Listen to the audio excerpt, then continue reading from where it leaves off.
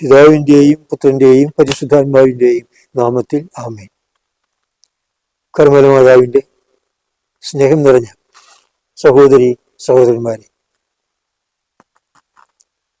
ഭയപ്പെടേണ്ട, ഞാൻ നിങ്ങളുടെ കൂടെയുണ്ട്. പരിശുദ്ധ അമ്മ തിരുവുത്തിരിയത്തിലൂടെ നമുക്ക് നൽകുന്ന വലിയൊരു സന്ദേശമാണ്. മാതാവ് എന്നും നമ്മോട് കൂടിയുണ്ട് എന്നതിൻ്റെ ഒരു വലിയ ഉറപ്പാണ് നമ്മൾ ധരിക്കുന്ന ഈ തിരുവുത്തിരിയും. ഇതിന് ചരിത്രം 1251 ജൂലൈ 16 മാതാവ് വിശുദ്ധ സൈമൺ സ്റ്റോക്കിന് ഈ വലിയ സമ്മാനം നൽകിയത്. ഇന്നേക്ക് ഏതാണ്ട് ഈ വർഷമാകുമ്പോൾ 775 വർഷം പൂർത്തിയാവുകയാണ്. തീർച്ചയായും കർമ്മൽ മാതാവിനെ സ്നേഹിക്കുകയും കർമ്മൽ ഉത്തരീയത്തെ വണങ്ങുകയും ചെയ്യുന്ന നമുക്ക് വളരെയേറെ പ്രധാനപ്പെട്ട ഒരു വർഷമാണ് ഈ 2026. കാരണം ഈ തിരുവുത്തിരിയം മാതാവ് നമുക്ക് നൽകിയിട്ട് 775 വർഷമാകുന്നു. വാസ്തവത്തിൽ 13-ാം നൂറ്റാണ്ടിലാണ് ഈ ഉത്തരീയത്തിൻ്റെ ആരംഭം നമ്മൾ കാണുന്നു. അത്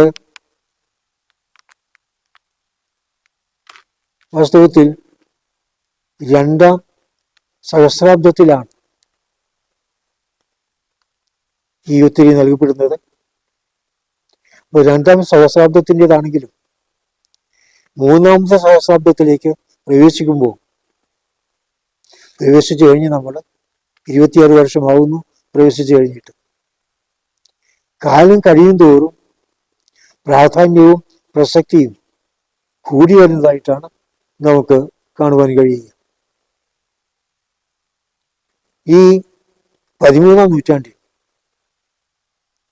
മാതാവ് ഈ പ്രത്യേകമായ ഒരു സഹായം, സംരക്ഷണത്തിൻ്റെ അടയാളം, പ്രത്യേകമായ വാത്സല്യത്തിൻ്റെ ഉറപ്പ് നമുക്ക് നൽകിയതിന് അന്നൊരു പ്രത്യേക കാരണം ഉണ്ടായിരുന്നു.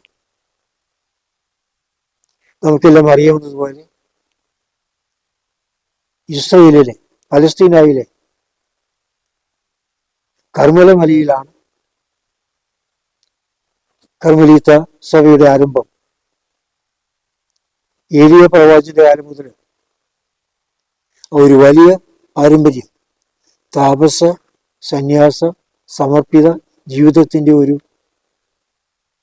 മാതൃക, ഒരു രൂപം നമുക്ക് ഏലിയ പ്രവാചകൻ തൻ്റെ ശിഷ്യന്മാരും നൽകുന്നുണ്ട്.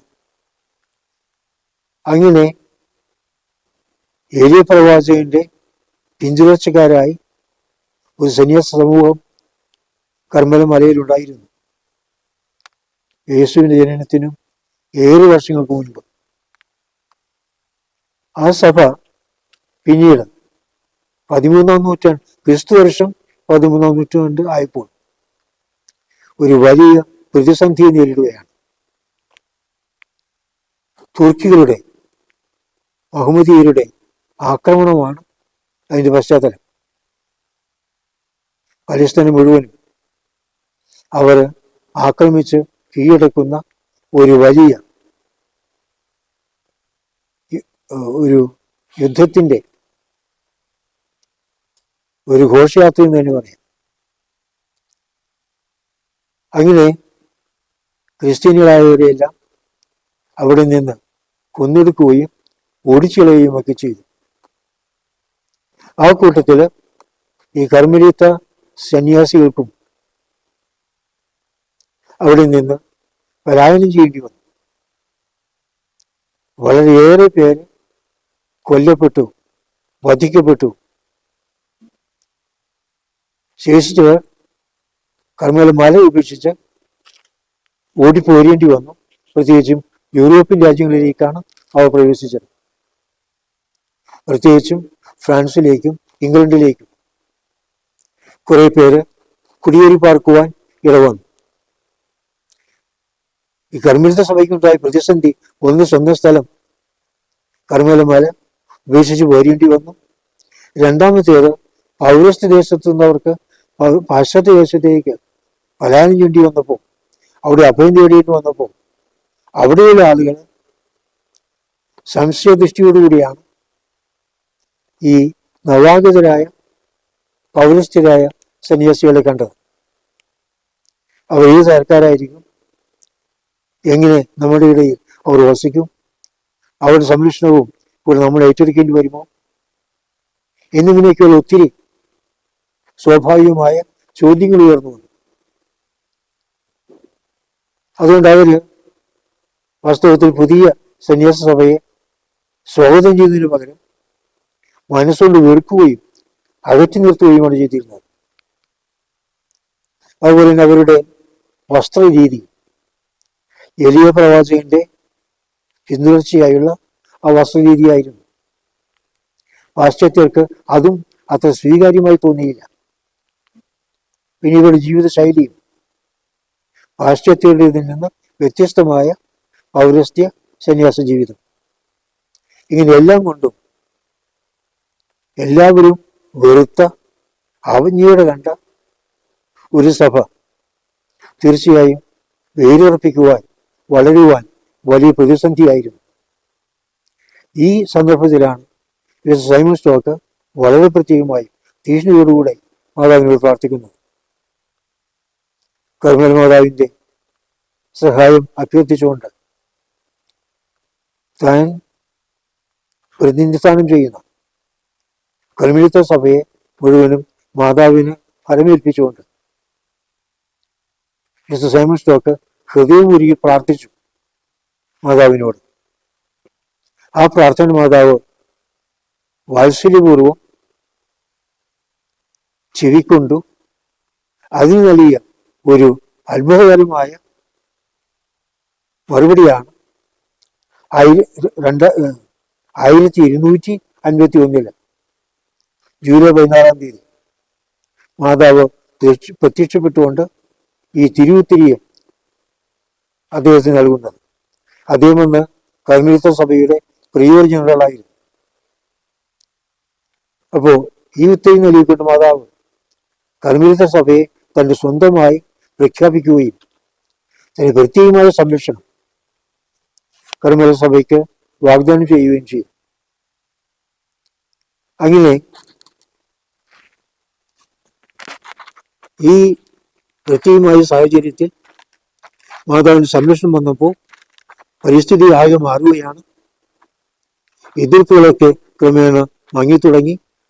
പ്രത്യേകിച്ച് ഉത്തരത്തിലൂടെ മാതാവ് ചെയ്ത അത്ഭുതങ്ങളും അടയാളങ്ങളും എല്ലാവരുടെയും കണ്ണു തുറപ്പിച്ചു. ഈ സന്യാസ സമൂഹത്തെ എല്ലാവരും വളരെ താല്പര്യപൂർവ്വം സ്വീകരിക്കുവാനും വിലമതിക്കുവാനും തുടങ്ങി. ഈ കർമ്മയിൽ ഒത്തിരിത്തോടുള്ള ഭക്തി പൊതുജനങ്ങൾ വർദ്ധിക്കുകയും ചെയ്തു. അങ്ങനെ ഈ ഭക്തി പ്രചരിച്ചപ്പോഴാണ് അത് ജനങ്ങളുടെ ഇടയിൽ കൂടുതൽ സ്വീകാര്യമാക്കുന്നതിന് വേണ്ടി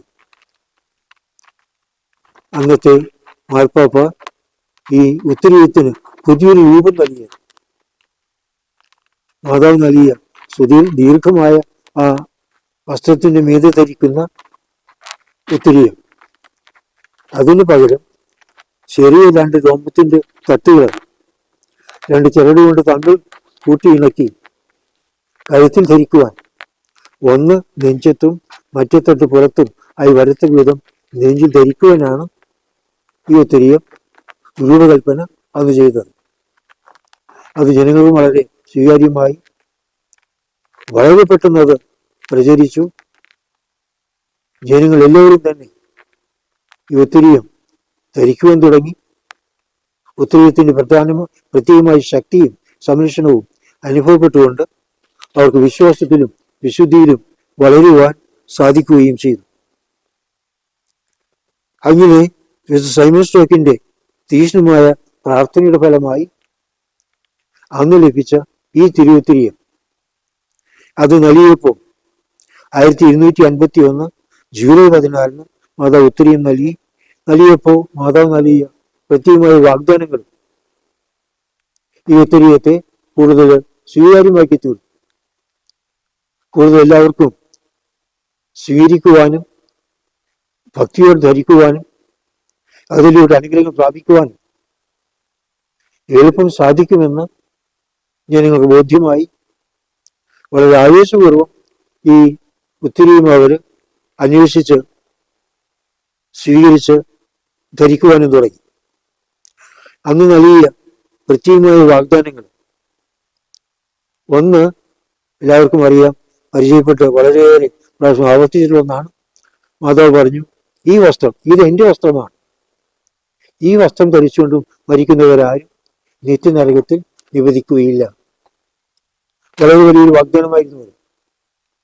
കാരണം മനുഷ്യന് ഏറ്റവും പ്രധാനപ്പെട്ടത് നിത്യരക്ഷയാണ്.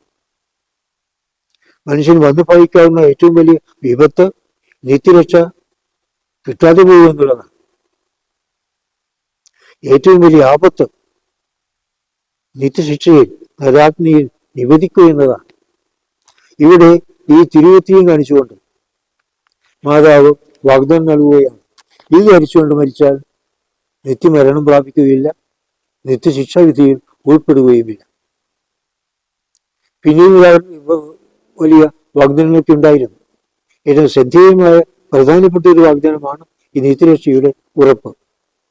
അതുകൊണ്ട് തന്നെ ഒത്തിരി പേര് ഒത്തിരി സ്വീകരിച്ചു.